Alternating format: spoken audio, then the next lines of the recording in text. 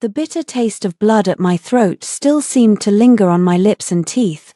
On the desk were piled up accounts of the prince's mansion, bleeding dry from private moneylending, the suffocating feeling of having been drained bone and marrow by the Junnan prince's residence in my past life shattered with a contemptuous sneer at my ear. Though the Shung family rivals the nation in wealth, they cannot hide their stench of money. I, Mu Linhan, as the noble heir of the Junnan prince, must have a wife like Ruoying, pure, elegant, and from a distinguished family, never a merchant's daughter who only schemes for petty gains. This engagement must be annulled today. I snapped my eyes open. No mountains of account books, no drafty side courtyard of the prince's mansion. Before me was the spacious main hall of the Shung residence, adorned with rosewood carvings. Mu Linhan, the Junnan prince's heir, stood in a jade-colored brocade robe, chin raised high, his eyes filled with undisguised contempt. By his side stood Liu Ruoying, her eyes red-rimmed and pitiful. I took a deep breath, the early autumn wind carrying the sharp chill of a garwood filling my lungs. I was alive again, back to the 13th year of Yongan, on the day when Mu Linhan, behind the Prince of Junnan's back, brought his beloved to our doorstep to announce the annulment of our engagement in my past life. I had naively believed this marriage, approved by the emperor himself, was a blessed match. Being rejected brought me deep humiliation, and before I could even formulate a plan to handle the situation, 2 days later the Prince of Junnan rushed back from his fiefdom to the capital personally to withdraw the annulment. Only later did I realize that the prince valued not me, but the vast wealth of the Shung family behind me, which could fill the endless void of the prince's empty coffers. After I entered the prince's household, Mu Linhan doted on his concubine and neglected his wife. On one hand, he used my dowry to maintain his lofty image as the heir to the prince, while on the other, he looked down on me for doing business and for appearing in public, deeming it beneath his dignity. The entire household clung to me like blood-sucking parasites, working me to death at my desk. Even in death, I was unwilling to accept it. My brilliant mind for trade and commerce was utterly wasted, trapped and silenced by this so-called noble household. Don't be sad, I will beseech the emperor for justice. My father, Sheng Hongjong, seeing my pale face and thinking I was devastated, angrily slammed his fist on the table. Father, I raised my hand to press against the back of his, my gaze calm and utterly unruffled. The crown prince is right, the Sheng family is indeed steeped in the stench of copper, far too vulgar to aspire to the threshold of the Prince of Junnan's mansion. At this, Mu Linhan let out a cold laugh. If you can see reason like this, that would be best. Don't cling to me desperately as you used to, Mu Linhan. Don't hesitate. Without waiting for him to finish his self-important speech, I walked straight to the desk, dipped a brush of wolf's hair into thick ink, and wrote swiftly on the fine rice paper. In just a moment, 2 crisp and bold letters of annulment were completed. I picked one up and slapped it coldly before Mu Linhan. Since the crown prince finds it beneath you, let's end it cleanly. Men marry, women wed, each goes their own way. Sign and seal it. Mu Linhan was stunned. He had expected me to weep and beg, or even to invoke the Prince of Junnan to pressure him. But he never imagined I would be even more resolute and decisive than he was. A flicker of doubt crossed his eyes, but beside him, Liu Ruoying gently tugged at his sleeve and said softly, "My lord, since Miss Sheng has let go, don't miss this opportunity." Urged by his beloved, Mu Linhan hesitated no longer. He grabbed a brush, signed his name, pressed his fingerprint, tossed back the betrothal certificate of my Sheng family, and strode away with Liu Ruoying. "Weiya, how could you let him off so easily?" My father frowned. "Father, the Prince of Junnan's mansion has long been an empty shell. In 2 days, the Prince of Junnan will arrive in the capital.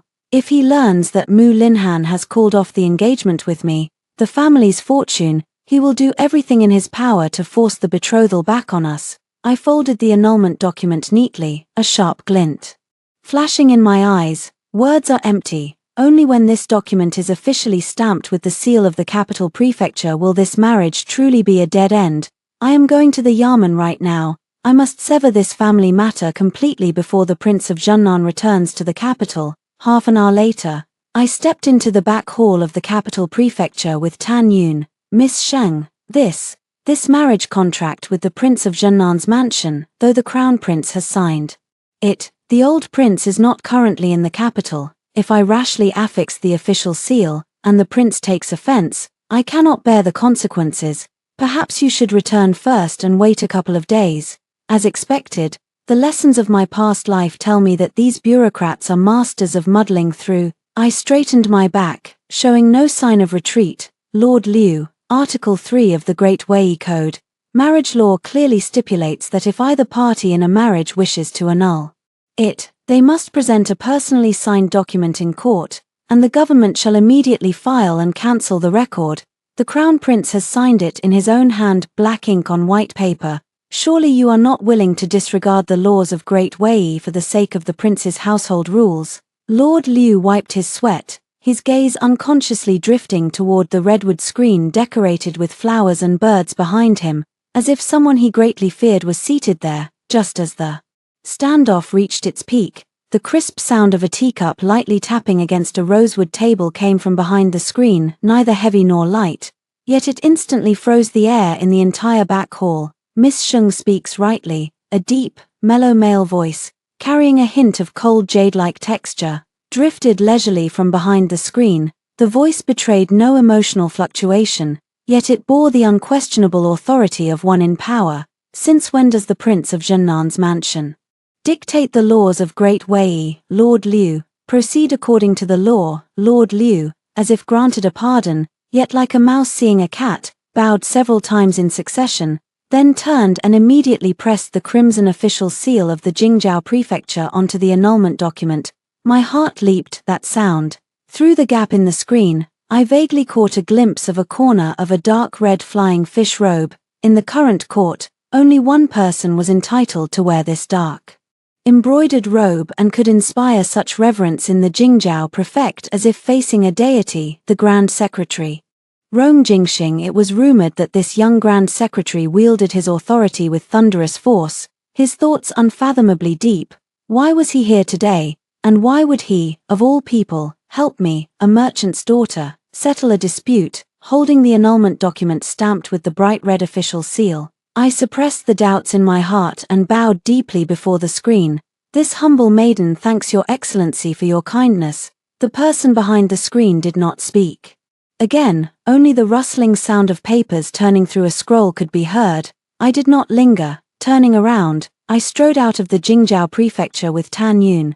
The blazing sun before me scattered fiercely on the bluestone slabs, making my eyes burn with warmth. I clutched the document tightly in my hand, feeling as if the oppressive shackles that had weighed on my back for 2 lifetimes had shattered completely at this moment. Mu Linhan, without the Sheng family as your money tree, let's see how long your aloof and hypocritical prince's mansion can hold up at this moment. In the rear hall of the Jingzhou prefecture, Rong Jingxing slowly placed down the account book of trade deficits, his well-defined fingers gently tapping the table. Through the half-open lattice window, his deep gaze fell on Sheng Nanwei's upright departing figure. My lord, his attendant Yi Feng said in a low voice, she's just a merchant's daughter dealing with a broken engagement. Why bother personally offending the Prince of Junnan for this? A faint smile curved at the corner of Rong Jingxing's lips, and a glint of interest flickered in his eyes. What do you know? She neither cries nor makes a scene when trouble comes, calculates every step with a backup plan, and dares to use the law to curb official authority. It's been a long time since I've seen such a clear-headed and ruthless intelligent person in this capital. He lowered his gaze, once again looking at the account book. With its massive deficit, merely letting out a quiet laugh. Back at the Sheng residence, I didn't rest for a moment and went straight to the outer courtyard study. In my past life, I entered the prince's mansion with 120 dowry chests laden with treasures, hoping for a harmonious marriage, only to realize that it was the beginning of being bled dry. Mu Linhan's aloofness and Liu Ruoying's frailty were all propped up by the real gold and silver of the Sheng family. The prince's mansion appeared glamorous on the outside, but its core had long crumbled over the years. To plug the holes left by their reckless spending, I pawned shops, sold estates, and even sacrificed the bronze mirror my late mother left me in this life. With the engagement broken, I will not only safeguard the Sheng family's assets but also make the Prince of Jinnan's household watch helplessly as this wealth becomes a cloud forever beyond their reach. Young miss, the account books and warehouse tally sticks you. Requested have been brought. Grand Steward Uncle Fu piled the half-man-high ledgers on the desk, his face etched with worry. But if news of the heir's broken engagement spreads, I fear those opportunistic merchants in the capital's guild will use it as an excuse to suppress our Sheng family's goods. Let them suppress. I casually flipped open the general ledger, my fingers toying with the red sandalwood abacus beside me, my voice icy cold. The Sheng family's foundation was not built on the prestige of a princely title. Uncle Fu, I want you to liquidate the 2 slowest-earning silk estates in the capital within 3 days. Uncle Fu was startled. Young miss, those are ancestral properties. What do you need the cash for? To buy shops? I lifted my gaze, my eyes fixed on the capital's topographical map hanging on the study wall. Those 5 wide, connected storefronts at the intersection of Dongsha Xianping Ward and Jukyu Street were official properties seized and confiscated. During the early years of border trade, I've heard the authorities are preparing to auction them off soon. Those 5 shops are in an excellent location, commanding the most prosperous waterway dock in the capital. In my past life, the Prince of Jiannan had secretly pulled strings to acquire these shops at a rock-bottom price, later handing them over to Liu Ruoying to manage. It was on the immense profits from these shops that Liu Ruoying established her foothold in the capital's elite circle of noble ladies, earning a reputation for being adept at managing the household. In this life, I will never let the Prince of Jinnan's mansion seize such a massive advantage. I will cut off their future lifeline. In the afternoon, I changed into an unassuming bamboo-patterned long robe, donned a veiled hat, and personally went with Uncle Fu to the official market in the East Market. The chief clerk Zhao, a slick character who knew how to treat people differently, rubbed his hands with a hint of reluctance upon hearing my intentions. Miss Sheng, I know you're wealthy and generous, but to be honest, those 5 shops in Xianping Ward, the steward of the Jiannan Prince's mansion has already sent word that the prince will handle the transfer upon his return to the capital. This is practically a pre-arranged deal. How could I dare offend the prince's mansion? Sure enough, the Jiannan Prince's mansion had already set its sights on this prime piece of property, intending to snap it up at a low price by leveraging the old prince's impending return to the capital. I sneered coldly from behind the green gauze of my veiled hat. Chief Clerk Zhao, the Great Wei has established that official properties are sold to the highest bidder. What price did the prince's mansion offer? The Sheng family will pay double. It's really not about the money. Chief Clerk Zhao broke out in a cold sweat. Chief Clerk Zhao, are you afraid to take the money? A deep, cold male voice suddenly cut in from outside the door. I followed the sound and saw a black-clad guard with a sword stride into the hall, holding up a black gilt waist token. The moment Chief Clerk Zhao saw that token, his knees nearly gave way. It was the token of the Grand Secretariat. I recognized this man. He was the attendant who had been following that black-robed Grand Secretary in the back hall of the capital prefecture today. The black-clad guard pulled a red deed stamped with the Grand Secretariat's seal from his bosom and slapped it directly onto Chief Zhao's desk in a matter-of-fact tone. His Excellency the Grand Secretary has reviewed the old accounts of the border trade. These 5 shops have been vacant for years, draining the treasury. He has ordered that, since this is a commercial transaction, it shall be settled with cash and goods on the spot, regardless of rank or personal connections. If the Jiannan Prince's mansion wishes to buy, let them bring real silver and gold, no cross-accounting. Chief Zhao was so frightened that he stammered in agreement. Not daring to utter a single word about the prince's mansion, the black-clad guard turned to me, and to my surprise, his expression softened slightly. Miss Sheng, His Excellency said the Sheng family has ample financial resources. Entrusting these official properties to the Sheng family for management should increase the commercial tax revenue for the court. The asking price for these shops is 10,000 taels of silver. Can Miss Sheng handle it? 10,000 taels, even 30,000. Would be a bargain for this location in Xianping Ward. This wasn't a fair sale. He had forcibly pried the prize from the Jiannan Prince's mansion's grasp and shoved it right into my hands. A tempest raged in my heart, but I kept my face calm. Today, at the capital prefecture. He had sealed the annulment of my engagement with a single word. Now, as I established my own household to acquire these shops, he had timely cleared the hurdle of the prince's mansion. Why was this Grand Secretary, who held the entire court in his sway, being so indulgent, even favoring a merchant's daughter like me? Was it merely because of the small bit of appreciation he showed this morning?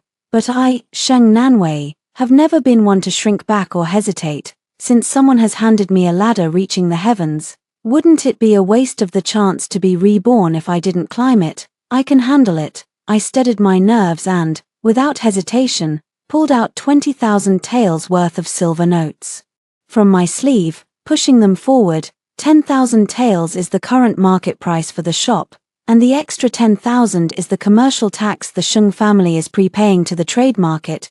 Please convey my thanks to the Grand Secretary on my behalf. The Sheng family will not disappoint him. A flicker of surprise passed through the dark-clad guard's eyes, clearly not expecting me to accept so readily, much less to reciprocate with such flawless finesse. He gave me a long, searching look, pocketed the silver notes, left the red deed, and turned to leave, holding the red deed stamped with the Grand Secretariat's seal. My fingertips trembled slightly. In my past life, I was trapped within the four walls of the inner courtyard, crushed by so-called rules and reputation. But in this life, barely a day after the annulment, I had planted the Sheng family's banner in the most prosperous district of the capital. I lifted my gaze to the deep sky beyond the hall, Prince Junnan's manor. Our reckoning has only just begun. The storm from the annulment had yet to settle when the peony banquet at Marquis Chongping's estate arrived as scheduled. In my past life, to win some face for Prince Junnan's manor among these highborn ladies, I always racked my brains to find rare treasures as gifts, even forcing myself to memorize those awkward poems, just to avoid being mocked as a merchant's daughter reeking of money. Yet they accepted my gold and jade without a second thought, all while hiding their smirks behind silk handkerchiefs, sneering at my coarse manners and pretentious refinement.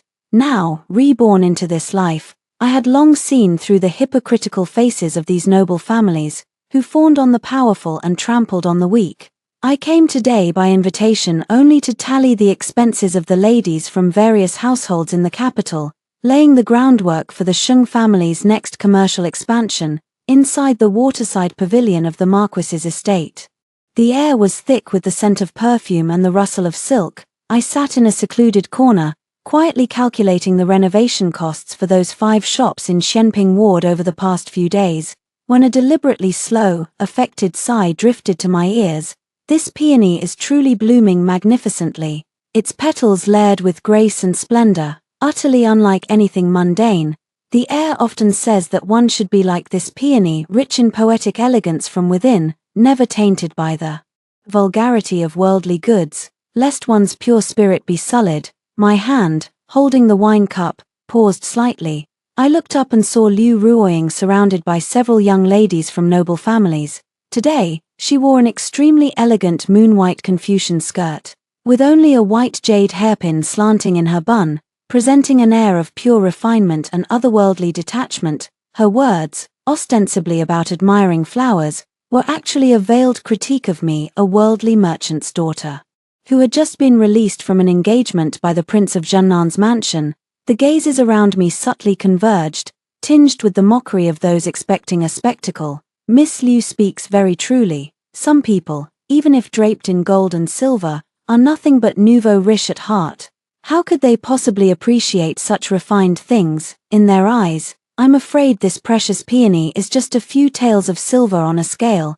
The daughter of the Minister of Works chimed in, covering her lips. Liu Ruoying slightly lowered her eyes, putting on a delicate and understanding demeanor. Ladies, please stop. Although Miss Sheng comes from a merchant family and doesn't understand poetry and elegance, she must be quite skilled at managing accounts and wielding an abacus. Everyone has their own way of life. We shouldn't force things. This back and forth exchange trampled me into the mud. I set down my teacup, and the porcelain clinked against the rosewood table with a crisp tap.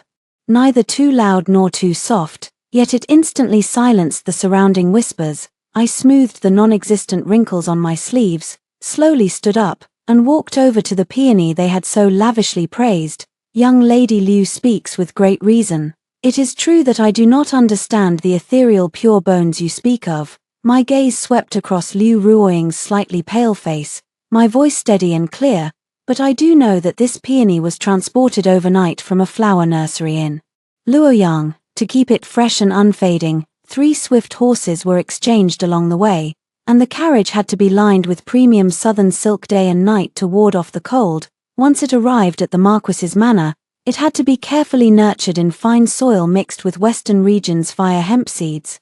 Amid the stunned looks of the crowd, I let out a cold smile. All the manpower, resources, soldiers, and swift horses involved in this journey cost a total of 460 silver taels. The Marquis's household, with its abundant wealth, can naturally afford such elegance. I stepped closer to Liu Ruoying, my eyes blazing. But, Miss Liu, while you loudly proclaim your disdain for filthy lucre and your contempt for the mundane world, do you know that the white jade hairpin you wear comes from the Sheng family's jewel pavilion and costs 120 taels of silver? The Preeming Dragon Well tea you sip beside you was picked from the hills of Jiangnan by my Sheng family's merchant caravan and transported back 1 tael of tea for 10 taels of gold. You adorn your lofty pure bones with goods transported through the hard labor of merchants, yet you turn around and sneer at silver as dirty. Liu Ruoying, stripped bare of her pretense, turned pale white, her eyes instantly filled with tears as she staggered back a step. How dare you? The Marquis's eldest daughter-in-law, seeing this and feeling that I had insulted the nobility, scolded sharply. Shang Nanwei, a merchant's daughter, dares to spout such nonsense in the Marquis's main hall. Your mouth full of the stench of copper, utterly vulgar and boorish. Apologize to Miss Liu at once. The eldest daughter-in-law of the Marquis certainly puts on quite a show. Just as the tension was at its peak, a cold, crisp voice, like shattering jade, drifted down from the corridor on the upper floor of the waterside pavilion. The voice was not loud, yet it carried the oppressive authority of one long accustomed to power, as if a piece of millennium-old ice had been suddenly dropped into a pot of boiling water, plunging the entire flower hall into instant silence. Everyone looked up and saw, standing by the redwood-carved balustrade on the second floor of the pavilion, a young man draped in a black crane feather cloak. His features were strikingly refined, his brows and eyes deep as ink. As he gazed down at the women below, the Marquis of Chongping stood a half-step behind him, his forehead faintly beaded with sweat. It was Rong Jingxing. He was actually in the Marquis's residence. Rong Jingxing's gaze swept casually over the peony before finally settling on me. A trace of barely perceptible admiration and indulgence flickered in the depths of his dark eyes. Miss Sheng's accounting just now was quite exquisite, he said, his slender fingers lightly stroking the white jade thumb ring, his tone cool yet each word sharp as a blade. The Great Wei was founded on agriculture and commerce, with a full treasury, a single flower costing 460 taels. I wonder how many soldiers' provisions that could cover, full of pretentious elegance, yet ignorant of the hardships of farming and the suffering of the people. This kind of idle, parasitic, and pretentious behavior, I didn't realize it had become the admired refined bone of the capital. At these words, the entire gathering was thrown into shock. The heir's wife, her face pale with terror, fell to her knees. Liu Ruoying, as if struck by lightning, trembled and shrank behind the crowd, not daring to breathe.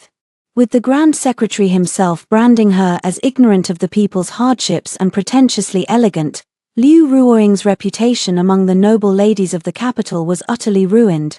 Rong Jingxing paid no attention to the noblewomen. Through the layers of peony blossoms, he fixed his gaze on me, his originally cold tone softening slightly. The Sheng family's trading houses not only understand the value of all goods but also see through the essence of extravagance to the people's livelihood. Miss Sheng's discerning eye and character, capable of seeing through the clouds, are indeed 100 times stronger than those hollow aristocratic families. With that, he didn't spare another glance and turned to disappear into the depths of the veranda, leaving behind a group of noble women and maidens frozen in silence. I stood rooted to the spot, my heart pounding like a drum. If his intervention yesterday at the Metropolitan Prefecture and the official broker could be barely justified as a move to counterbalance the Zhennan prince's mansion, Then today, in a hall filled with womenfolk, the Grand Chancellor of the realm, without any regard for his status, openly trampled over a throng of aristocrats just to back up a merchant's daughter like me. This protection. I clenched my hand hidden in my sleeve. Such blatant favoritism from Rong Jingxing. What does he want me, Sheng Nanwei, to trade in return? The goods are good, but I fear the price is too steep. The Prince of Zhennan had returned to the capital half a day earlier than I expected. The ripples of the Hu Mansion's peony banquet had barely spread through the streets of the capital when, the next morning, the Zhennan Prince's mansion's luxurious carriage, crafted from golden silk Nanmu, flaunting the princely rank, blockaded the front gates of the Sheng Mansion in an imposing show of force. It was the same scene in my previous life. 2 days after the engagement was annulled, Prince Zhennan Muzhang rushed back in a fury, storming in to scold his heir before putting on a kindly, elder of the family facade to soothe me into unwavering devotion. I had entered that man-eating den full of joy, carrying a generous dowry, only on my deathbed. As I looked at the Sheng family treasures piled high in the prince's storeroom, did I finally see through it all. This illustrious prince of a different surname never valued me as a person. What he valued was the Sheng family's immense wealth that could sustain his private army and the lavish expenses of the prince's mansion. Brother Sheng, I have failed to discipline my son properly. You have been wronged. The voice arrived before the man. The Prince of Zhennan, Mu Zheng, clad in a travel-worn purple cloud robe, strode into the main hall with broad steps. Behind him followed Mu Linhan, his face dark and seething with extreme reluctance. Father Sheng Hongjong quickly rose to greet the guests, his face bearing a hint of restraint and wariness. Your Highness, you must be weary from the journey. Please, take the seat of honor. Seat of honor. Mu Zheng spun around abruptly and kicked Mu Linhan squarely in the back of the knee. Mu Linhan let out a muffled groan and fell to his knees in the center of the main hall, pointing at his son with heartfelt anguish. Mu Zheng sighed to the father. I heard in my fiefdom that this wretch, swayed by others, dared to call off the engagement behind my back. I rode through the night to return post-haste. Brother Sheng, I watched Weiya grow up. This betrothal was personally set by me back then. The annulment is utterly invalid. It's all youthful pique. Today, I'll make him kneel and apologize to Weiya. We'll set a date for the betrothal gifts, and the wedding proceeds as planned. These words were flawlessly delivered, granting the Sheng family immense face while glossing over the annulment lightly. Any other merchant family would likely be overwhelmed with gratitude, kowtowing in thanks. By now, father hesitated, instinctively turning his head to look at me. I rose slowly from my chair, unhurriedly smoothing the creases on my skirt, and walked up to Mu Linhan, looking down into his eyes, brimming with humiliation and resentment. Your Highness, you are mistaken, I said calmly, my voice devoid of any ripple. The young prince's annulment was not out of pique, but to preserve the noble and unsullied reputation of your manor. The young prince holds deep affection for Miss Liu, though my Sheng family are merchants. We understand the virtue of facilitating others' happiness. This annulment is clear and proper. The loving mask on Mu Zheng's face stiffened slightly, a sharp glint flashing in his eyes. He studied me, seemingly not expecting that the merchant's daughter, who had always been meek and obsequious, carefully currying favor with the prince's mansion, would dare to refuse him so coldly today. Weiya, are you still angry? Without the prince's mansion as a sheltering tree, a merchant family in this devouring capital is like a 3-year-old child holding a priceless treasure, a crime in itself. Mu Zheng lowered his voice, a hint of barely perceptible pressure and warning creeping into his tone. You're a clever girl, you should know when to advance and when to retreat. As long as you join the prince's mansion, I guarantee that no one can touch your position as the legitimate wife of the heir, and naturally, no one will dare to lay a finger on the Sheng family's business. This was the moment the dagger was revealed. He was blatantly threatening that without the Zhennan prince's mansion, the Sheng family's wealth could not be protected. I smiled faintly, pulling 2 documents from my sleeve and gently placing them on the table. Thank you for your kind offer, Your Highness, but it seems this marriage cannot be undone even if I wanted to. My fingertip pointed to the bright red official seal on the top document, which stung Mu Zheng's eyes. This annulment contract was processed at the court yesterday. Lord Liu of the capital prefecture. Personally stamped it and removed it from the records. According to the laws of Great Wei, I and the heir are now free to marry whomever we choose, with no ties between us. Mu Zheng slammed his palm onto the rosewood table, shaking the teacup to the floor. He stared at the official seal, his face instantly turning ashen. He had calculated everything but never expected that I would dare to go so far as to sever all paths of retreat. Fine, a fine sharp-tongued Sheng Nanwei you are, Mu Zheng.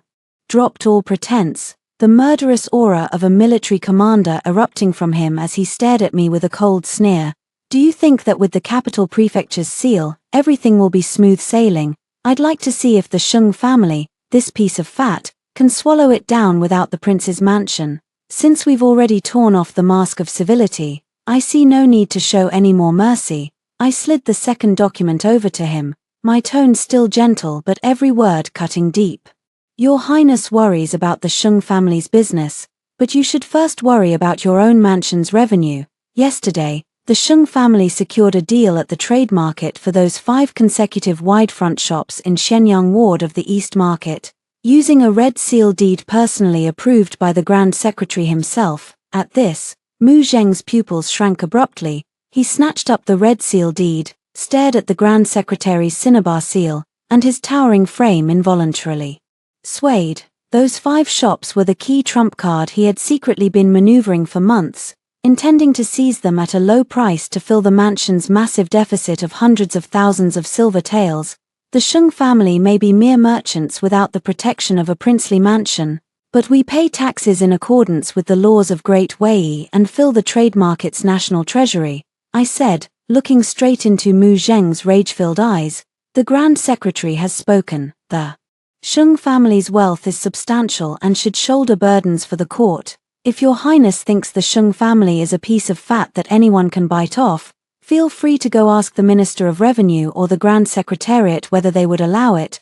The entire hall fell into a deathly silence. Mu Linhan looked at me in disbelief, as if seeing me for the first time. Meanwhile, the weather-beaten face of Prince Zhennan, Mu Zheng, had twisted in fury. He gripped the red seal deed so tightly his knuckles turned white and his bones creaked. He dared to use the mansion's authority to pressure merchants, but he would never dare to openly oppose the trade market, which controlled the nation's treasury, let alone provoke the inscrutable and all-powerful Grand Secretary Rong Jingxing. With this move, I not only cut off the Zhennan princely mansion's financial lifeline but also directly tied the Sheng family to the chariot of the Grand Secretariat and the national treasury. Good.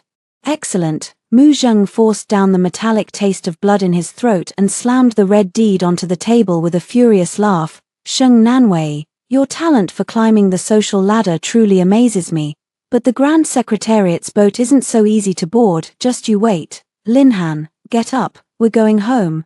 Watching the Prince of Zhennan and his son storm off with their somewhat humiliated retreat, the tension in my spine finally eased slightly, and my palms were covered in cold sweat. This round was a risky gamble, but by leveraging Rong Jingxing's influence, I had managed to completely extricate the Sheng family from the Prince of Zhennan's grasp. Weiya, father looked at me, still shaken. When did you forge ties with the Grand Secretary, father? Rest assured, it's merely a mutually beneficial arrangement between merchants and the court, I said softly to calm him, but deep down, I knew all too well that help never comes without reason. Rong Jingxing handed me the knife. And not only did I take it, but I also used it to stab the Prince of Zhennan deeply. This was my act of allegiance. From now on, in the intricate chessboard of the capital, the Sheng family would be forever marked with the seal of the Grand Secretary. Just then, the gatekeeper rushed in, panting heavily, holding a black invitation card with gold lettering high in both hands. Master, eldest miss, the Grand Secretary's residence has sent an invitation, requesting the eldest miss to attend a tea, tasting and account discussion at the half-month studio tomorrow at noon. My heart jolted. The half-month studio had no signboard, hidden behind the most bustling Vermilion Bird Street in the capital, a true retreat within the city's clamor. When the black-robed guard led me into the elegant second-floor chamber, Rong Jingxing was reclining on a rosewood couch by the window, idly toying with a piece of mutton-fat jade. On the desk, a small red clay stove simmered tea. the bubbling sound the only noise in the room. Miss Sheng has remarkable courage. Without lifting his eyes, he let the chess piece slip from his fingertips into the jade bowl, producing a crisp, cold sound. You forced the Prince of Junnan to retreat, leveraged the Grand Secretariat's influence, and now you come alone to this meeting. The capital's rumors say merchant women are gentle. It seems the rumors are misleading. I did not step forward, but bowed gracefully from a distance. The rumors are true. I am indeed someone who has faced death.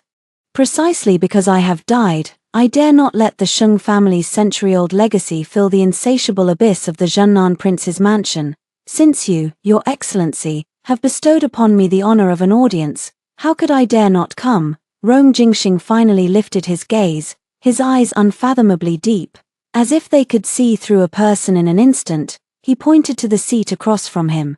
Since we are discussing accounts, tell me about the aftermath of your purchase of Xianping Ward yesterday. Junnan Prince Mu Zheng is by no means a man who suffers losses in silence. You have cut off the revenue of 5 of his shops, so he will surely use his military connections to seize the Sheng family's outbound merchant ships. How do you plan to resolve this situation?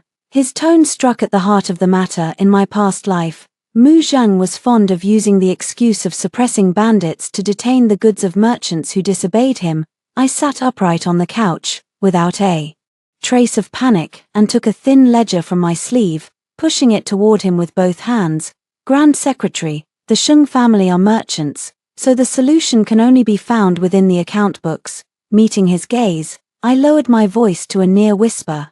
This is a compilation of records I had my people organize overnight, detailing the goods shipped south by the capital's merchant houses over the past 3 years. Although the Junnan Prince's mansion used false names, their operations were too large in scale, leaving traces behind. They have not only privately sold official salt and siphoned off silver, but also secretly purchased large quantities of pig iron, saltpeter, and unhusked rice, all of which were transported to their southern fief. Rong Jingxing's hand paused slightly as he flipped through the ledger, his narrow eyes narrowing, and the air of nonchalance around him instantly condensed into a tangible pressure. I knew this move I had made was extremely perilous. In my past life, I only learned of the Junnan Prince's mansion's treasonous act of raising a private army after watching my dowry flow like water to their fief. In this life, I used the logic of a merchant's bookkeeping to deduce this matter and present it to the Grand Secretary of Great Wei. The imperial court's plan to reduce the power of the feudal princes was already inevitable. As the reigning Grand Secretary, Rong Jingxing could not possibly be unaware of the Junnan Prince's mansion. But what he lacked was a covert line that could bypass the military's eyes and ears, thoroughly investigate from the economic foundation, and completely sever the prince's lifeline: pig iron, saltpeter, unpolished rice. Rong Jingxing's slender fingers tapped lightly on the table, a cold sneer curling on his lips. Miss Sheng, prying into a prince's treasonous plots is a crime punishable by the execution of 9 generations of your family. So the only one I could turn to is you, the Grand Secretary. I met his gaze, my back straight as a ramrod. Your investigation faces great difficulties, and the Sheng family has served as your purse and your eyes and ears. As long as the Grand Secretariat guarantees our merchant ships unimpeded passage on the north-south waterways, I am confident that within half a year, I can uproot every underground operation the Junnan Prince's manor has set up in the capital and Jiangnan, leaving them unable to scrape together a single tael of silver to support their private army in the south. The room fell into a deathly silence, broken only by the sound of tea boiling over the fire. Cold sweat beaded in my palms. This was the biggest gamble I had taken in this second life of mine. After a long pause, Rong Jingxing suddenly let out a low laugh, muffled yet piercing. He reached for the purple clay pot, personally poured me a cup of tea, and slid it across the table. The fragrance of tea wafted freely, steam veiling the man's impeccably refined, jade-like features. What a clever calculation of mutual benefit. Sheng Nanwei, you see things more clearly than all the officials in court. Rong Jingxing leaned forward slightly, closing in with an oppressive presence, his voice low and carrying an undeniable force. This deal is done. From tomorrow onward, The Sheng family merchant ships will fly the special flying fish flag of the Grand Secretariat and the Ministry of War. If Mu Zheng dares to touch a single plank of your vessels, I'll cut off his hands. Upon hearing the words flying fish flag, my suspended heart finally settled back into place. With this flag, the Sheng family would effectively possess a royal amulet of immunity, and the Zhennan prince's mansion would no longer be able to use underhanded tactics to manipulate me. Thank you, Your Excellency. I lifted my teacup to conceal my inner excitement. Don't be so quick to lay down your armor. Rong Jingxing's gaze fell on my fingertips, slightly calloused from years of flipping through account books, and suddenly shifted his tone, carrying a hint of probing and deeper meaning. Since you've boarded my ship, you must abide by my rules. From now on, the Sheng family will only answer to me. And you, he paused, his dark eyes locking onto me firmly. Miss Sheng's accounts will henceforth be tallied for me alone. Understood. My heart gave a violent jolt, my fingertips trembling slightly, nearly spilling the scalding tea from my cup. I met his gaze, and within it, besides cold calculation, there seemed to lurk something deeper and more fervent that I could not comprehend. I understand. When the early winter snow first cleared, the number of Red Banner scouts in the capital had tripled. I sat by the fire channel in the main hall of the Sheng family, unhurriedly flipping through the urgent account books just sent from Jiangnan. Over the past 6 months, under the protection of the cabinet's flying fish banner, I had used the Sheng family's trade network as a web, slowly tightening the noose around the Prince of Zhennan's manor. The 8 underground banks they secretly controlled were drained of their base silver by a scheme I orchestrated in collusion with the Jiangnan Merchants Guild, baiting them with high-interest deposits, plunging several into bankruptcy. Meanwhile, the 12 grain depots where they stockpiled supplies for their private army in the south after I bribed the canal docks and swapped their shipping schedules rotted away. Mouldering in the holds, eldest miss, the steward said, his voice barely containing his excitement after finishing the final tally on the abacus. The Prince of Zhennan's financial channels in the south have been completely severed. They're waiting for rice to feed the troops down there, but right now, the manor can't even scrape together 50,000 taels of silver. These past 2 days, they've been frantically selling off their estates on the capital's outskirts. I closed the account book, a sharp and cold curve forming at the corner of my mouth. In my past life, they bled my dowry dry to fund that rebellious private army. In this life, I want them to watch helplessly as the foundations they painstakingly built crumble inch by inch in a deadlock of silver and grain shortages. Vivienne, as he spoke, a clamor mingled with wind and snow suddenly erupted from outside the door. Before the Sheng family servants could stop him, Mu Linhan stumbled in, staggering. In just half a year, this once lofty crown prince, who had always spoken of poetry and noble integrity, was now gaunt and hollow-eyed. The thin fox-fur robe he wore was stained with mud and snow, a pitiful sight, nothing like the refined and elegant figure who had once held forth at the peony banquet. Sheng Nanwei, was it your Sheng family, in collusion with the cabinet, who orchestrated the schemes behind those 8 money houses in Jiangnan and the canal transport?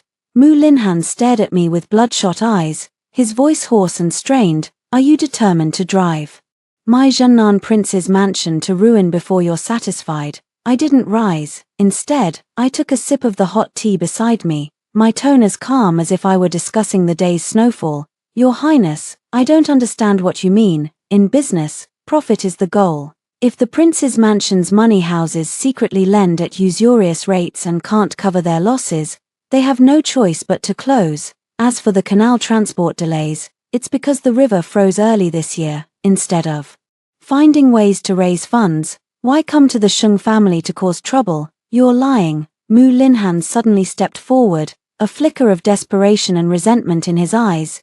Ying has already turned to the Anping Earl's mansion and settled an engagement because of the prince's mansion's troubles. Vivienne, I know you still blame me for breaking off the engagement back then. You're doing all this for revenge, aren't you? Listening to his self-righteous sentiments, I found them utterly absurd. You overestimate yourself. Your Highness, I said, setting down my teacup. The porcelain hit the table with a sharp, cold clink. I rose and walked before him, my gaze icy as I sized him up. Your so-called integrity is nothing but a mirage propped up by the prince's mansion's power and the patronage of merchants. Now that the silver has dried up, you can't even keep the woman you love. You and your father can't scrape together the funds to pay the wages for the Southern Private Army. That army is your true dead end. What does that have to do with me? At the mention of the Southern Private Army, Mu Linhan was struck as if by a blow, his pupils violently contracting, his blood seemingly freezing in an instant. How do you know? He stammered, trembling, backing away step by step. It finally dawned on him that the commercial war over the past 6 months was never about petty rivalry or jealousy, but a long-planned scheme to annihilate his entire household. He knew it all too well. Suddenly, from beyond the main gate came the muffled, rhythmic grind of armor. A troop of imperial guards in flying fish robes and brocade spring knives surged into the courtyard like a black tide, instantly pinning Mu Linhan to the ground. In the swirling snow, Rong Jingxing, draped in a black cloak, strode slowly through the parted guards. His face was as cold as frost, and his deep, penetrating eyes, sweeping over Mu Linhan on the ground, looked upon him as though he were already a corpse. Mu Zheng, the Prince of Jiangnan, secretly stockpiled iron, raised private troops, and plotted rebellion. The Imperial Guard, by imperial decree, has confiscated his mansion. Mu Zheng was executed within his residence half an hour ago. Rong Jingxing's voice was low, but each word struck Mu Linhan's heart like thunder. Ashen-faced, Mu Linhan collapsed entirely in the snow, dragged away by the guards like a dead dog. The courtyard fell silent once more, leaving only the wind and snow. Rong Jingxing stopped in front of me, raising his hand to naturally brush away a faintly settled snowflake from my shoulder. The warmth seeping through the fabric made me shiver slightly in the cold wind. Lord Chief Counselor, I looked up at him. The secret agents planted by the Prince of Jiangnan have been verified by the Ministry of War and will be completely taken into imperial custody tonight. He gazed down at me, and his usually stern and dignified brows softened into an oddly gentle expression, carrying a sense of settled peace. Miss Sheng, the accounts you've settled over these past 6 months, you've done exceptionally well. A weight lifted from my heart, and my eyes suddenly grew hot. That bloodthirsty blade that had hung over my head in my past life was finally broken by my own hands tonight. I took a deep breath, bent my knees, and bowed solemnly to him. That the Sheng family has come this far is all thanks to your Excellency's unwavering commitment to your promise.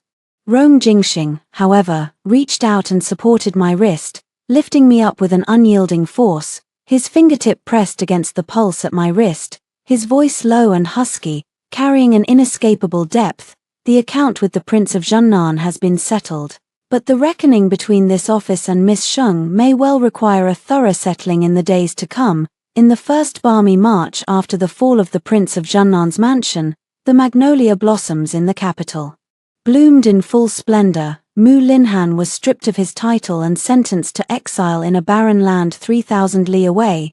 Before his departure, he sought an audience, crazily calling out my name from within the prison cart. I pretended not to hear. The cold, indifferent expression he wore by my sickbed in my past life, intertwined with the pitiful cries for mercy in this one, ultimately dissipated like a wisp of murky air, vanishing completely from the memories of my 2 lifetimes. At this moment, I was seated in the inner chamber of the Sheng family's trading firm, verifying the final batch of documents to be submitted to the Ministry of Revenue.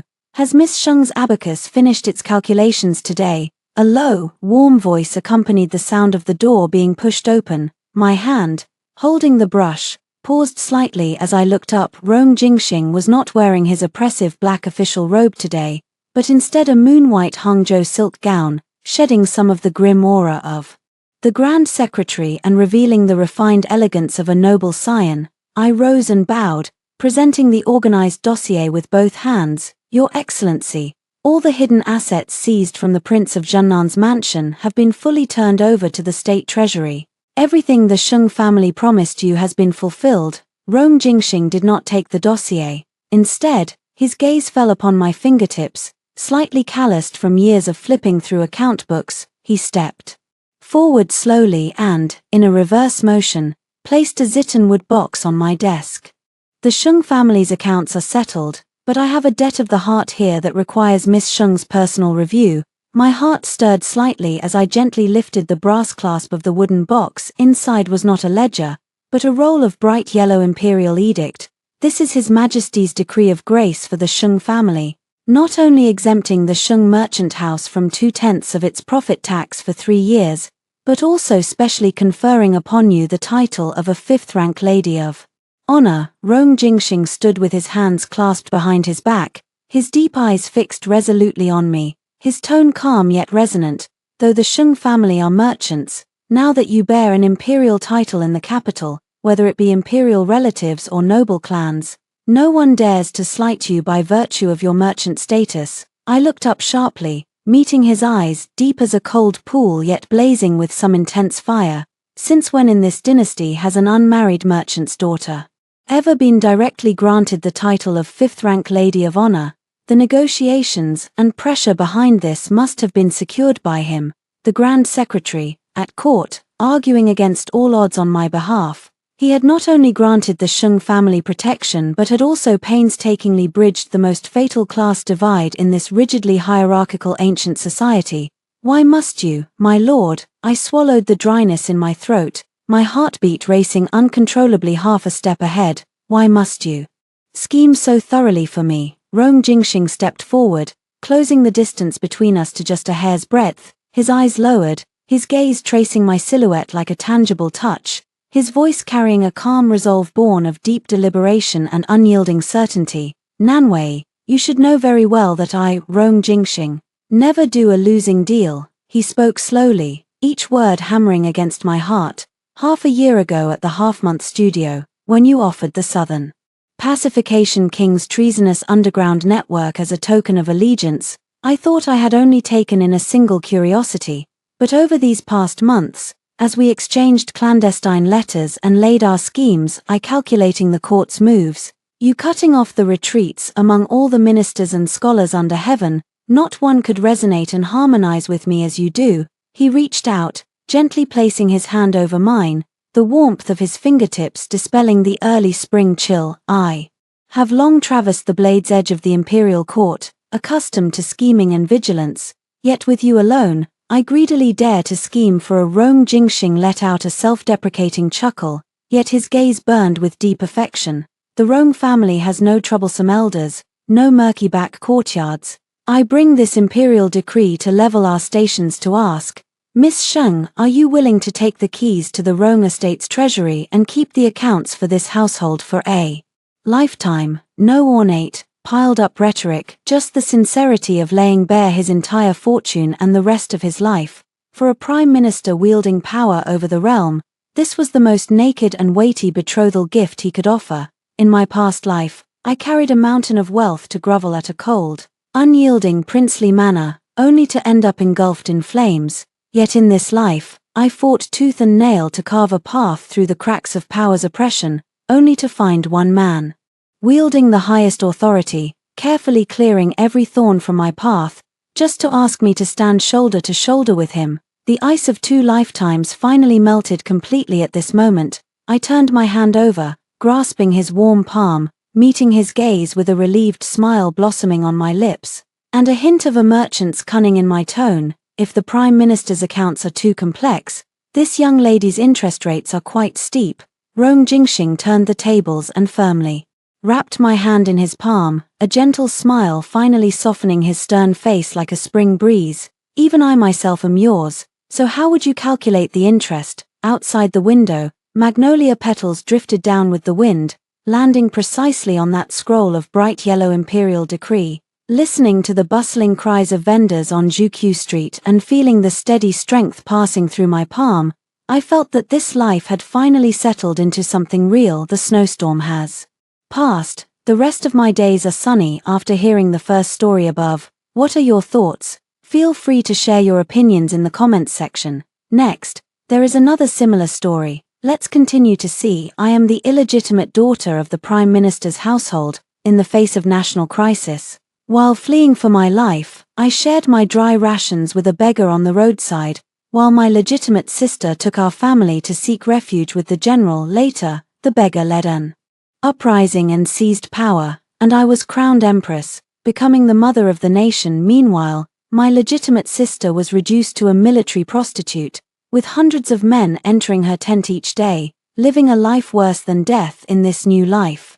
My legitimate sister knocked the pancake out of my hand and offered the exquisite pastries to the beggar. Eat up, and if it's not enough, there's more here. On the road to escape, I saw a beggar by the roadside. He was 7 feet tall, lying by the roadside begging, with his leg bones broken, and he was barely alive. Just like in the previous life. Later, in response to the will of the people, he rose up in rebellion and became a local feudal lord. After that, he swept across the land and became the new ruler of the country. I followed the beggar through hardship and toil, even gave birth to a child, and naturally became the empress, setting an example for the nation. I stopped the carriage, but as soon as I took out the pancake, my elder sister knocked it to the ground. She stepped ahead of me and handed the exquisite pastries to the beggar. Eat, and if it's not enough, there's more here.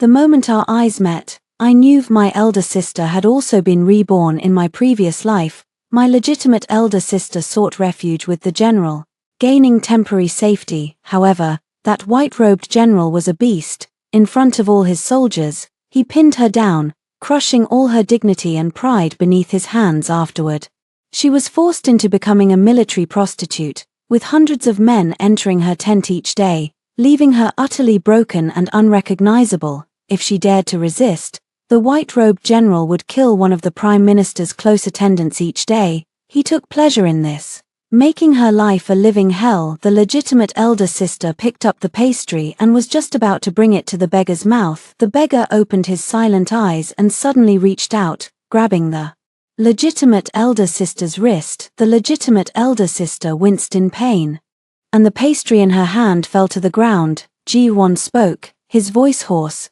"Save me, please." Really, the same rhetoric as in my past life, only, previously, these words were spoken to me in my past life. I followed Ji-won through life and death several times. He abandoned me, fleeing with his generals, and even kicked my child off the carriage during the escape. Such a man, if my elder sister wants him, then I won't fight for him. My elder sister gave me the household management token. She changed into coarse hemp clothes and stayed behind to care for the beggars in this life. She wants me to protect the entire family of the Prime Minister's household.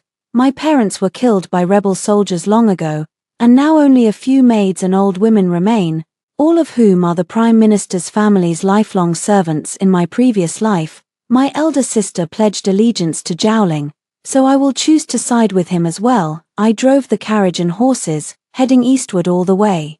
Zhaoling, oh Zhaoling, you must wait for me. The carriage traveled for 3 days, and when we reached the east, the faint sight of camp tents came into view. I smeared soot on my face. I was never particularly beautiful to begin with. Otherwise, in my past life, Ji-won wouldn't have abandoned me without a second thought. But to get close to him, I still needed to disguise myself. I brought the elderly and weak from the Prime Minister's residence to seek refuge at Zhaoling. As soon as I entered the tent, I knelt on the ground. "General, in this chaotic world, only you are the true chosen one. I, a humble woman, have brought my family to seek your protection.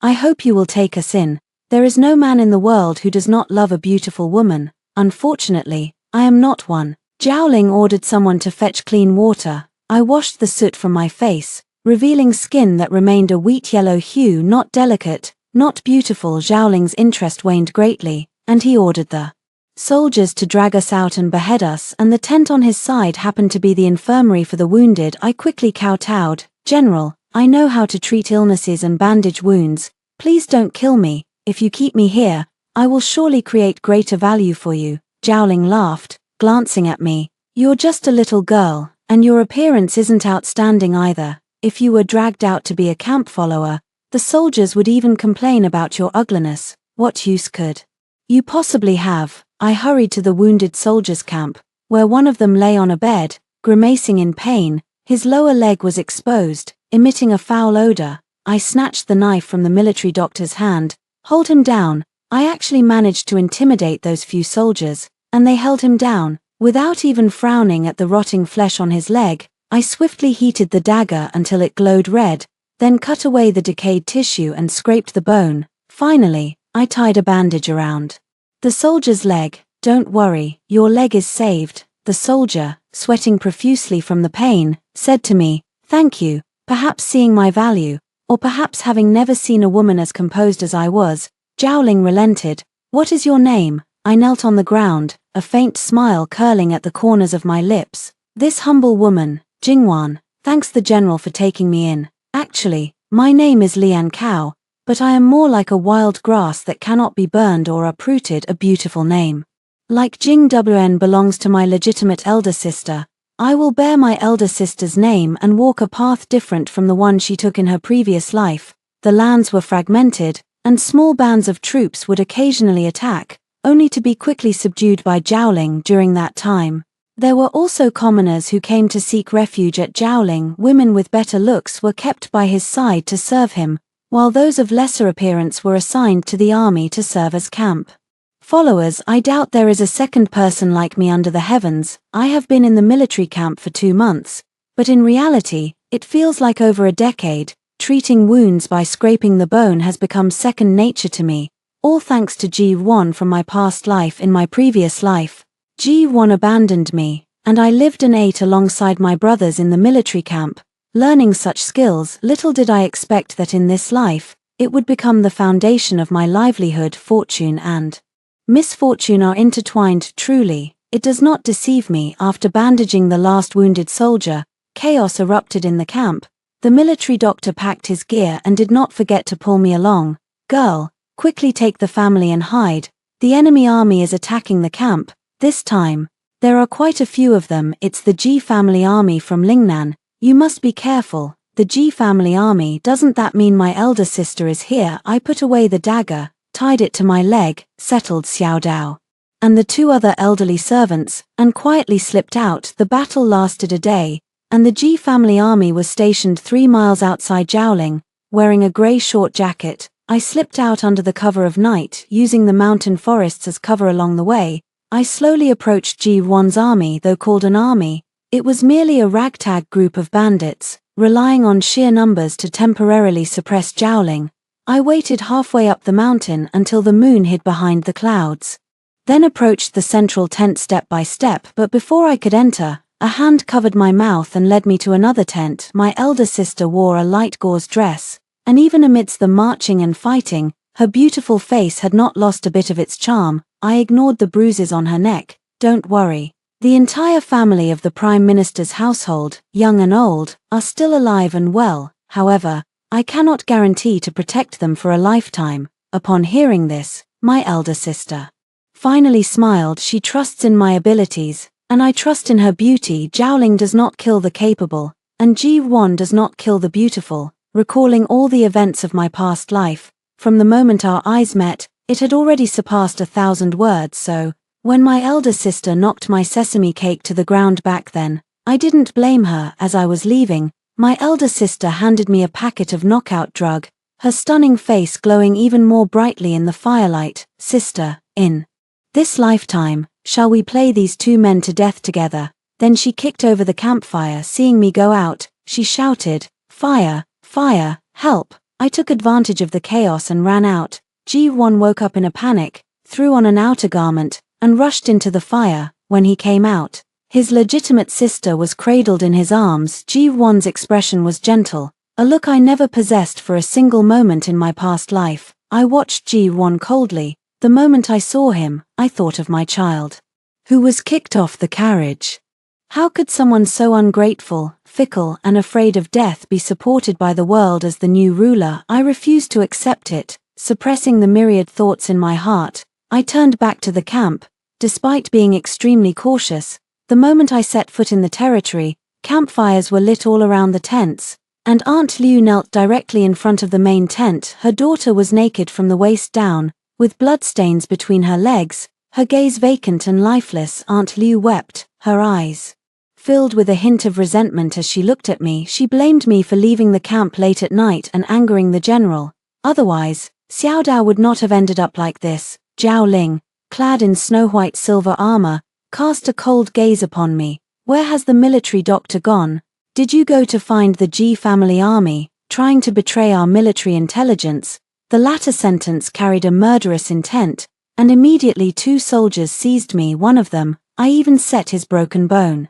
And he slapped me to the ground. "What are you looking at? You're a jinx. Put away that look in your eyes and answer the general properly." I propped myself up with my palms on the ground, one side of my face burning with pain, and a wave of bitterness welled up in my heart. Then I took out a crumpled sketch from my pocket. "General, for the sake of the army, I ventured alone into the heart of enemy territory, mapping out the military deployment near the G family's forces. Is this the reward for my loyalty and righteousness?" The next second, he turned the fire starter and placed the straw paper over the flame.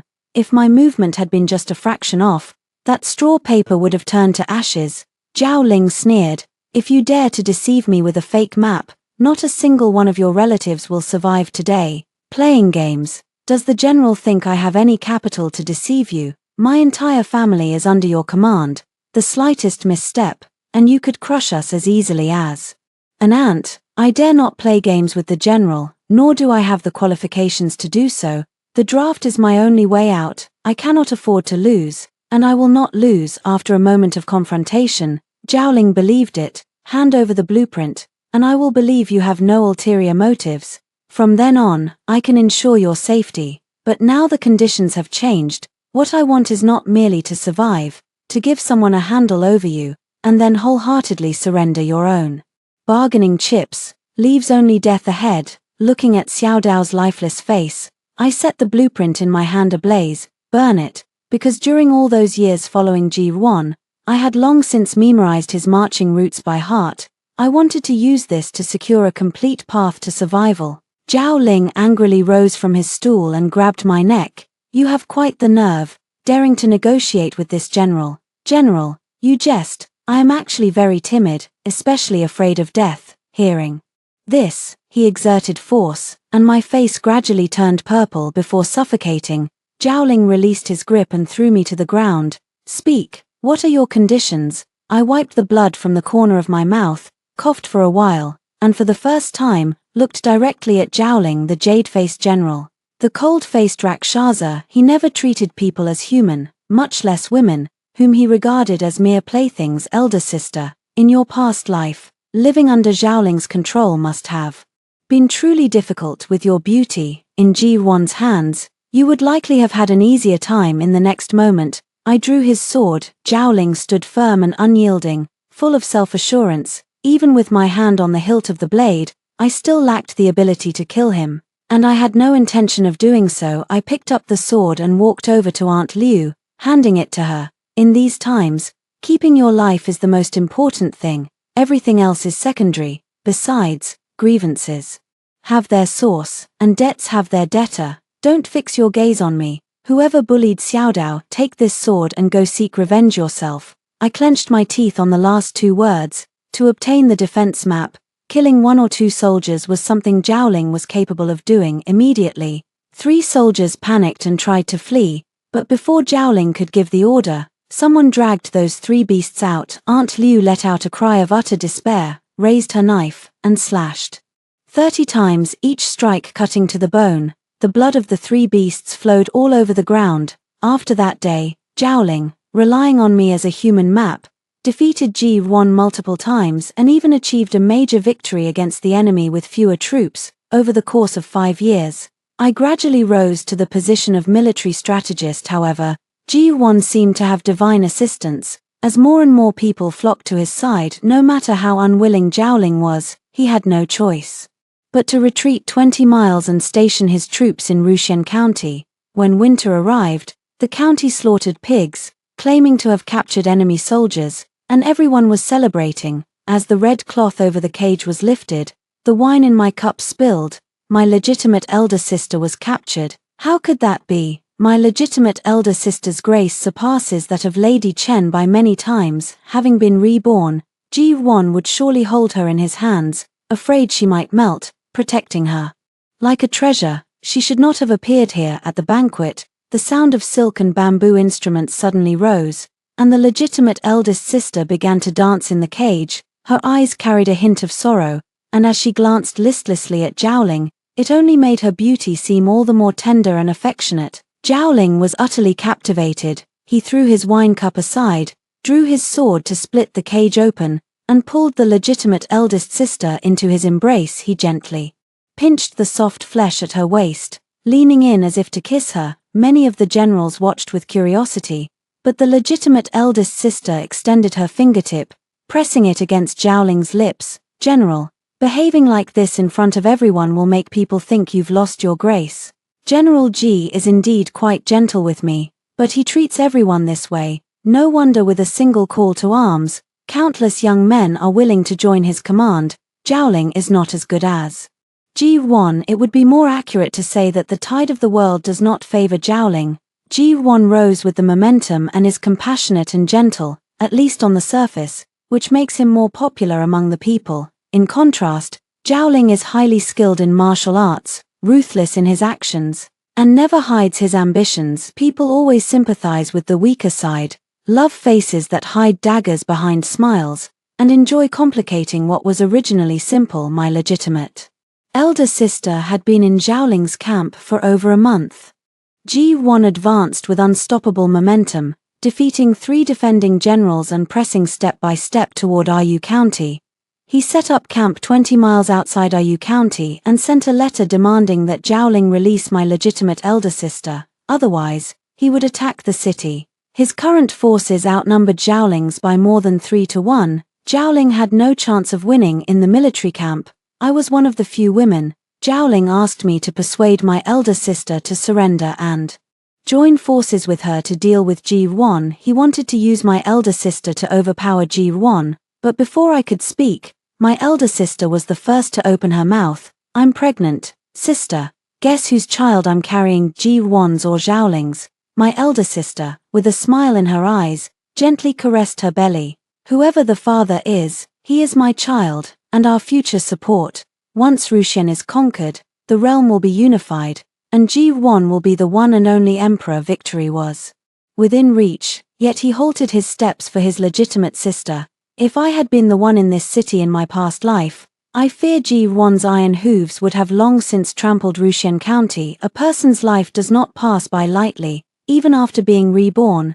The past remains like a steel needle lodged in my heart, flaring up from time to time, causing such pain that I toss and turn, unable to sleep. I just wonder if, in the dead of night, my legitimate sister ever feels the urge to end Jiaoling's life with a single stroke of the blade. The torment of her past life clung to her like maggots to bone. With her proud nature, she had endured until today. At the age of 10, her father calculated that the fate of the Jiang kingdom was nearing its end. At that time, there was a severe drought year after year. Not only were taxes not reduced, but they were increased by 30% compared to previous years.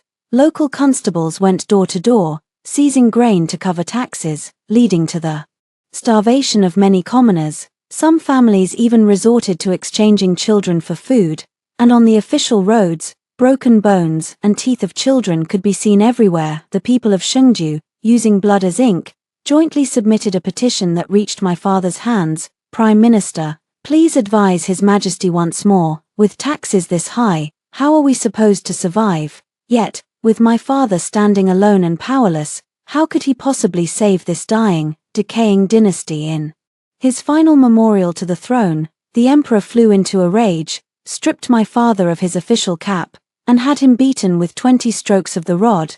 My mother tended to my father day and night for 2 months without even changing her clothes. It was from that time that my elder sister began managing the household. I was originally a concubine-born daughter of the Prime Minister's household. My birth mother died from a difficult labor the year I was born, and afterward, I was adopted under the name of the first wife. The first wife couldn't be bothered to care for me, and my father was fully occupied with court affairs. It was my elder sister who forced me to read a few books and learn to recognize characters. After that, my legitimate sister forced me to embroider.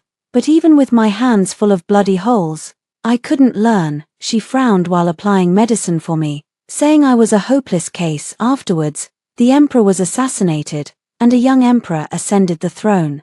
The people overthrew the tyranny of the former emperor, and the world began to fall into fragmentation.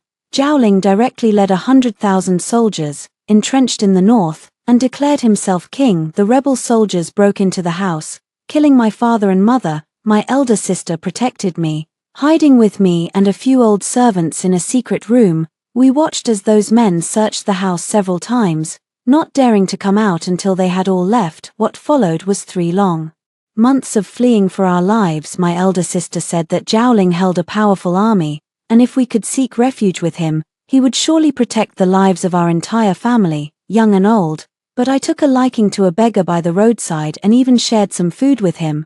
I insisted on being the good person, and my elder sister couldn't persuade me otherwise. Fortunately, this place wasn't far from the garrison at Zhaoling. She said that once she settled down there, she would come back to fetch me. I never waited for her to come and get me after my elder sister left. Not a single letter arrived. Later, Ji-won started an uprising, and thousands rallied to his call. At the moment the two armies clashed, I saw my legitimate sister again. She was dancing on the city tower, revealing her gleaming white waist, her eyes filled with lifelessness. I remember, it was the day she had just come of age. Ji-won was determined to make the beautiful Lady Chen his queen and to establish Lady Chen's son as the crown prince. It was Mr. Zhong who persuaded Ji-won. Your Majesty, Lady Lian has been with you since before you rose to power. She is a true partner through hardship. If you were to make Lady Chen the empress, I fear the people of the world would not respect you as their ruler. Otherwise, how could the throne of the empress ever fall to me? But even as the empress, if Ji-won does not love me, I am merely a powerless orphan girl. I kowtowed outside the hall, my forehead bruised and blooded, staining the white jade steps crimson. Yet I could not save my elder sister, nor could I save myself. After my legitimate elder sister was killed, I was only empress for 18 days before Lady Chen forced me to drink poisoned wine. My child, whom she slandered as a bastard, had his limbs torn off and was hung outside the city gate of Shengju. My 10 years of running around and following him ultimately turned into a joke. After my death, only Mr. Zhong burned paper money for me, perhaps lamenting my helplessness, or perhaps sighing over the current state of the world, where truth and falsehood are so intertwined that even someone as strategic as him could not see clearly for a moment. My elder sister, I don't know what trick she used to deceive Zhaoling, but he believed the child in her womb was his, and as a result, his attitude toward her improved significantly. He even assigned Xiao Dao to take care of her daily needs and routines. The former prime minister's family had long since fallen apart, and no one cared about our identities anymore. To survive, everyone tacitly understood the situation. Aunt Liu handed me 2 freshly steamed meat buns without a word, then silently went back to tending the fire. I was sharpening knives in the rear camp, one after another. The great battle is about to erupt. We can't let dull blades ruin our plans. Zhaoling still hasn't handed over his legitimate sister. The war between the two of them will be fought to the death, whether his legitimate sister is involved or not. There can only be one emperor, yet they launched this war in the name of my elder sister. Everyone was spreading rumors, saying that she was a calamitous concubine who brought disaster to the world, the root of all wars. I cautiously looked at my elder sister, but her expression remained unchanged. She simply tucked my knife into her embrace. Don't be afraid, little sister. I will definitely take you home. We will have a home, just like 10 years ago, when I sneaked out to catch fish and shrimp. And my elder sister scolded me while wiping the mud from my forehead. Then she gently scolded me, saying, "You little rascal, if you keep being this mischievous, next time father gets angry, I won't speak up for you." Thinking of this, the corners of my lips curl up. Looking at my elder sister's slightly swollen belly, I thought her child would surely be as adorable and sensible as my child from my previous life. When the time comes, I'll go catch fish for my little nephew to eat. No, I'll also take my little nephew to stroll around the city gates of Shengju, so that my deceased child can see that he has a lovely younger brother. Finally, I'll coax my little nephew into climbing over the wall to sneak out and play, getting ourselves all dirty. My elder sister will chase after us, pretending to scold us while laughing and preparing clean new clothes for us to change into. Zhaoling refused to let my elder sister return, and Ji-won's army was drawing closer day by day. In the night, a long horn blast sounded, and the clamor of battle outside the city was deafening. The drama of 2 princes vying for a beauty had begun, and the most innocent beauty was nestled in my arms, complaining to me that Ji-won smelled awful. She wondered how I could have willingly borne his child in my past life. Moreover, Ji-won was a rough man, not even good-looking, so how could I have fallen for him, unable to walk away for the sake of a beggar in this lifetime, who hasn't done a few foolish things in my past life. I rushed about, was abandoned, left behind, and nearly died several times, yet there were still moments to catch my breath. As Ji-won grew stronger bit by bit, I often deluded myself into thinking I could still glimpse a glimmer of hope in life, but my elder sister, she lived in constant turmoil and suffering. Now, when she speaks of her own experiences, it's as if she's recounting a story from a playbook. The few words of mockery she casually mentions are the inescapable bitterness of her past life. The disparity in strength between the two armies was vast, and without a doubt, Zhaoling was defeated as he fled. Zhaoling glanced at his legitimate sister, then scooped her into his arms, intending to take her with him. His legitimate sister bit down hard on his neck, drawing blood. Zhaoling froze for a moment. "Lian Yang, don't you want to come with me? If Ji-won catches up, he won't spare you, let alone our child." My legitimate elder sister wept, her tears falling like pear blossoms in the rain. "General, you should go alone. Lian Yang does not wish to be a burden to you. If death truly cannot be avoided, Lian Yang will slit her own throat one day. General, you must avenge Lian Yang." My legitimate elder sister was skilled at playing with people's hearts. In my previous life, Zhaoling held great power and naturally looked down upon her for actively attaching herself to him. But when a hero is in his twilight years, it is hard to avoid being moved by a beauty who has shared hardships with him. He glanced at his legitimate sister, his heart in turmoil. I tightened my grip on the knockout drug in my hand and, as the two of them were lost in each other's gaze, sprinkled it in front of Zhaoling. Without any defense, Zhaoling immediately fell unconscious. I handed the repeatedly sharpened knife to my legitimate sister. "Avoid the heart and vital areas. The thigh or 3 inches below the ribs would be best. Remember, you must not let him die. Keep him for now. He will be of great use in the future." Every day, 100 soldiers would openly engage in debauchery, and they even had my legitimate sister lure the enemy from the city tower. A gust of wind seemed to sweep through the hall, stirring up the grudges of a past life. With tears in her eyes, my legitimate sister struck down blow after blow. In no time, Zhaoling was covered in blood beneath her.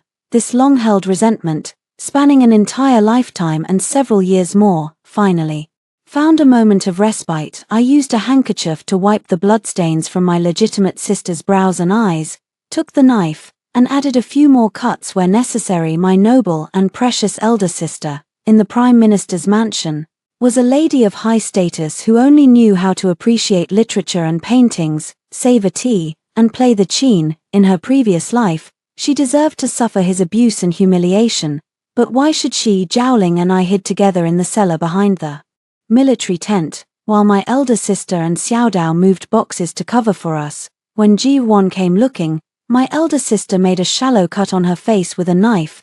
Tiny beads of blood slid down her cheek, and she began to cry again, tears mixing with the blood, making her appear even more pitiful. She tousled her hair and, as soon as she saw Ji-won, rushed over to him. "Husband, I've waited so long, so very long, and you've finally come." I clenched my fist tightly, listening to the tender words above. I fought hard to hold back my tears. The battlefield was cleared for 3 days, after which Ji-won led the army back to Shengju. Zhaoling was unconscious for 7 days. When he woke up, he found himself in an ox cart, with me driving it, dressed in women's clothing, pulling him along a desolate, empty path. I told him that after Ji-won charged over, he was knocked out with a single sword strike. It was I who dug him out from the pile of corpses and helped him escape. I am his savior. Zhaoling didn't believe it at first, but after thinking it over, he couldn't come up with a better explanation. After teasing for a while, he finally spat out a few words. "You've worked hard, military advisor." He had over a dozen knife wounds, large and small, on his body. I gave him the simplest bandaging, counted the silver in my pocket, and bought him the cheapest medicinal herbs. He deserved to suffer a few more days of pain with the world newly settled and all endeavors in need of revival. The new emperor, heeding Mr. Zhong's advice, adopted a policy of non-interference, aiming to allow the people to recuperate and rebuild. Everyone praised Ji-won as a good emperor along the way. I heard many words of praise for him in my previous life. Ji-won was cautious and meticulous in every aspect, engaging in a years-long tug-of-war with Zhaoling. Now, with my elder sister captured, Ji-won made a desperate move, unexpectedly ending the division between the two regions several years earlier. It turns out that capturing my elder sister was not just about killing Zhaoling. The spring rain is as gentle as cream. I look up at the fine drizzle in the sky, the drizzle falls into my eyes, and as I laugh, 2 lines of tears slide down along with the raindrops. Ji-won changed the name of the country to Lian. It signifies a long-lasting reign over the vast land together with her legitimate elder sister Lian Cao. Oh Lian Cao, in the end, you still bask in the glory of your legitimate elder sister. In your past life, you were just a wild grass in the field, blown by the wind, beaten by the rain, and casually pulled out and burned by others. Where is the opportunity to have a country named after you? I looked at Zhaoling, who was fiddling with the firewood nearby, and irritably tossed him a flatbread. The child of the general and the empress will be the future heir to this country. In other words, General, you still won, it's just not very honorable. Zhaoling remained unmoved. My child will call another man father in the future, taking on another man's surname. Even if I win, what does it matter? Right now, I am still a complete and utter failure. He was severely injured, having lost the arrogant demeanor he had when we first met. Our conversation was sporadic and disjointed at night. The rain grew heavier and heavier, and the thatched hut I had built couldn't withstand the wind and rain. Collapsing, the falling log struck Zhaoling's leg. He was already badly injured, and with this additional blow, his face instantly turned pale. This log was too heavy. When I built the wooden hut, I had to ask a few helpers to assist me. I couldn't lift it on my own. Zhaoling tried to lift it himself, but he couldn't muster the strength. The moment he raised the log, it fell back down, deepening his wound. If you want to keep these legs of yours, don't move around, just stay put. I scolded him, then rushed out into the rain the next second. The early spring rain was bitingly cold. I knocked on several houses before someone finally answered. By the time I brought help back to the thatched hut, Zhaoling's face was as pale as snow. The rain washed away the blood beneath him, but the wound soon seeped fresh blood, only to be washed away again, over and over. What a troublemaker. If he weren't still useful, I would have skinned him and pulled out his tendons long ago. Just to save all this trouble, together with the helpful uncle, we lifted the log and moved it aside, then carried Zhaoling to a sheltered corner out of the rain. His leg had been crushed for so long that it was now a bloody mess. I'm afraid it might not be salvageable. Young lady, if your husband loses his leg, how will you two manage to live in the future? I don't like to talk much, but I never expected Zhaoling not to argue back either. It's truly rare. After the uncle left, I took off my outer garment to help Zhaoling bandage his wound. He suddenly said, "The strategist's name seems to be Jingwan." Then he took my hand, looking down from a position of superiority. "Once we get through this disaster, I will rise again and surely grant you, my strategist, a proper title." I stared blankly at Zhaoling in that instant. The memories hidden deep in my heart were brought to the surface at that time. I had just parted ways with my elder sister, struggling to carry Ji-won on my back. I stumbled step by step, laboriously bringing him into the dilapidated temple, where we finally found a temporary shelter from the wind and rain. The offerings and incense money in the temple, even the gold paint on the Buddha statue, had been scraped off and taken away by passing refugees. I watched with indignation. How could these people even scrape off the gold paint from the Bodhisattva? Heaven will surely punish them. Ji-won smiled gently. "I won't blame you. When times get better in the future, there will be believers to restore the golden robes for the Bodhisattva. Buddhas and deities do not concern themselves with such trivial matters." He added, "You saved me, miss, and I have no way to repay you. If one day I achieve success, I will surely present you with a grand wedding procession, complete with a phoenix crown and embroidered robes." Ziruan was his courtesy name, as pleasant as his given name, not at all like the rough and ready names of the Greenwood outlaws. I instinctively shook my head. "No, I have to wait for my elder sister to come for me. She said she would come for me soon, But I never waited for my elder sister, nor did I ever receive Jirwan's phoenix crown and embroidered robes, only a reluctant decree of investiture. A man's promises when he's down and out are the least trustworthy. His sweet words now are just to trick you into suffering with him. He chooses you now because you're the only one in front of him. He has no other choice. I don't want to be anyone's backup option, whether it's Cao or Jingwan. I must be unique, not a fallback for anyone. General, your heart belongs only to Madame Lian. Why bother saying such nice things to me? I won't abandon you. If you truly want to repay me in the future, why not give me your life? I was very serious, but he just thought I was joking. The legitimate eldest sister was conferred a title, and the whole nation celebrated. This was the first joyous event since Ji Wan became the new emperor. Though celebrated frugally, it was lively and bustling. After Zhaoling's leg injury healed, we returned to Shengju, watching the lives of the common people improve day by day. I teased him, General, what was the original purpose of you gathering in the northern lands and proclaiming yourselves as kings? The world has gone through many twists and turns, and with power and desire clouding the mind, how many can truly hold on to their original intentions at first? He was simply dissatisfied with the old emperor's autocracy, but later, he ended up following the same path. He committed no fewer acts of harming the people. Counting the days, my little nephew should be born soon. Recently, Shengju has been bustling with activity, with many common folk setting up stalls and starting small businesses. Perhaps because the previous storms were too severe, even in a prosperous place like Shengju, there are still many beggars on the streets, and they sing among the crowds, "Soft lady is so fine," entering the enemy camp and returning untouched, gaining a secure position as a wife. But no one knows whose child Soft lady's baby truly is. Zhaoling's expression changed. The nursery rhyme was clearly singing about the legitimate elder sister, Ji Wan, and Zhaoling's romantic affairs, to publicly insult the current empress on the street.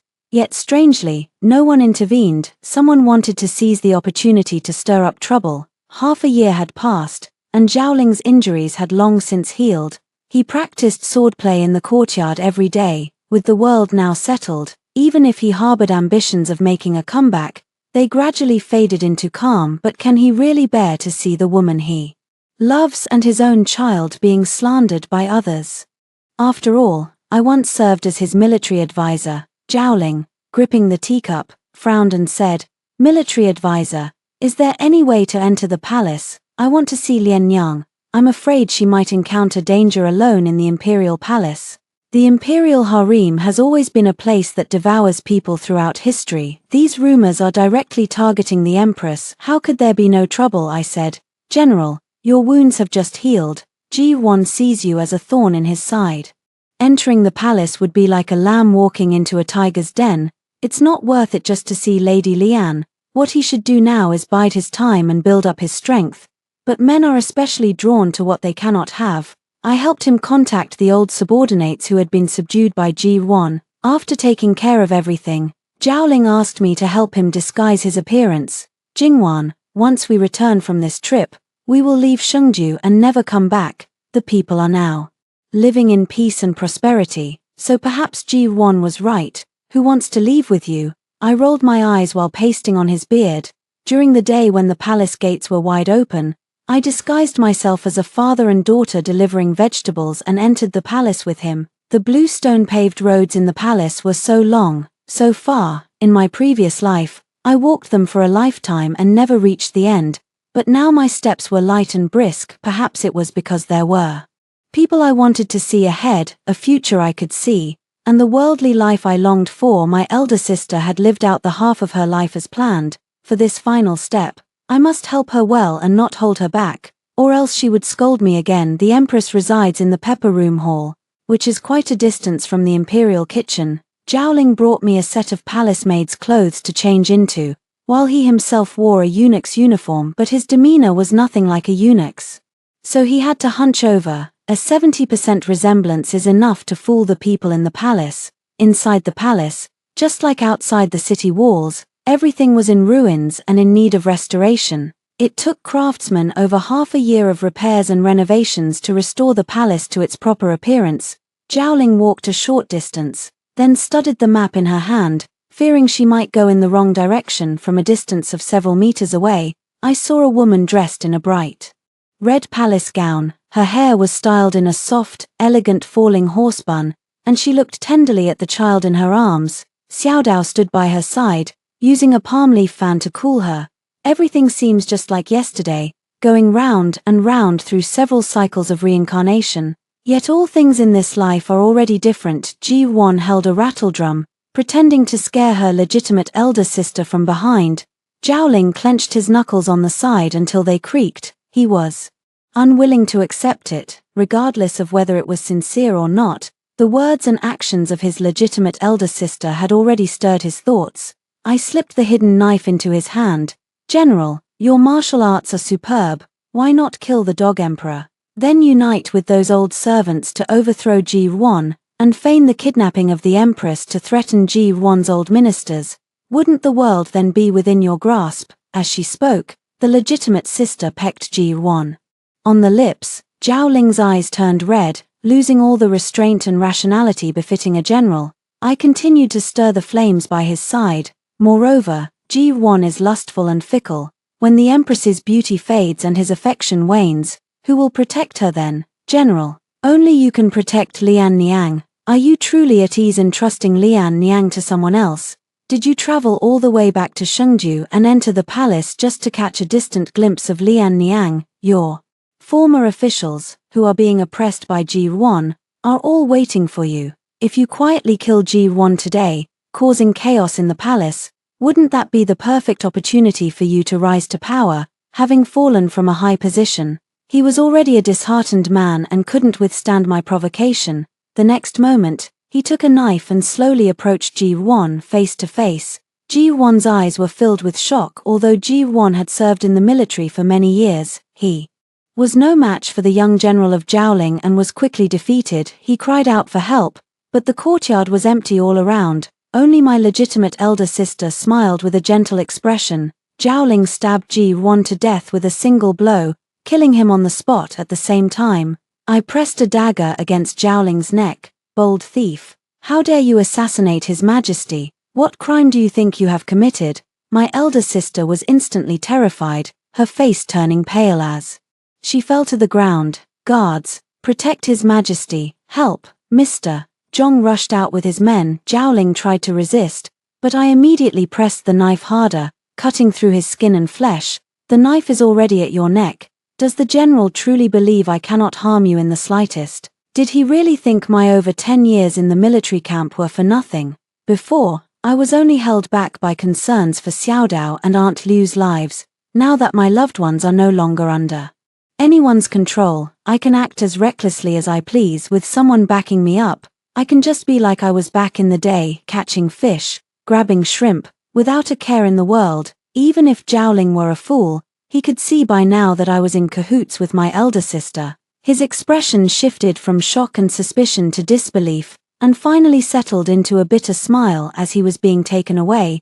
Zhaoling cast a longing glance at the child in his legitimate sister's arms. To this day, he still believes that child is his. I can only laugh, and also want to say he deserves it. Karma comes full circle. In this lifetime, he willingly fell into the trap set by me and my legitimate sister, and not a single word escaped his lips even in the final second of his detention. Mr.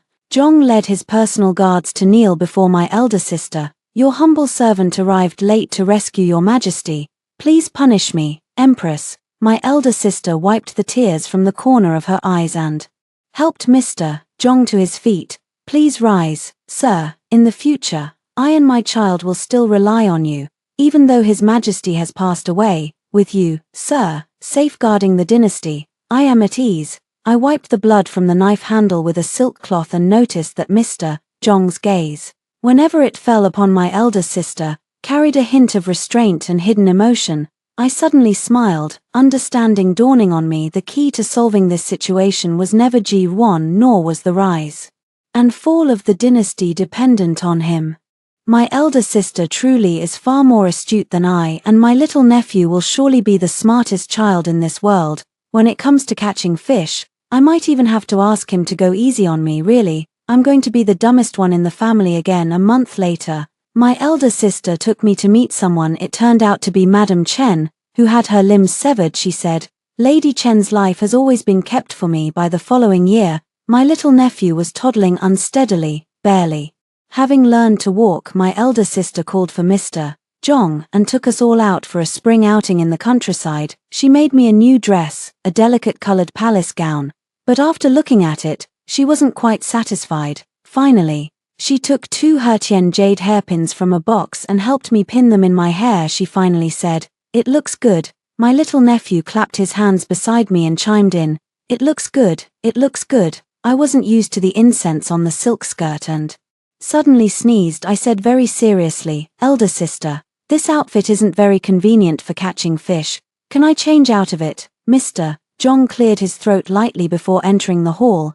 "Your Highness, the carriage for leaving the palace is ready." He didn't mention that he had brought someone with him. By the grassy pond, I rolled up my wide sleeves and reached into the river to catch fish. Suddenly, my eyes lit up as I lifted a fish. "Elder sister, a carp, we can add it to our meal." At noon, only my little nephew clapped from the side. Mr. Zhong and his legitimate sister walked far away together. He tied Zhaoling to a wooden frame in the distance and played darts with his legitimate sister.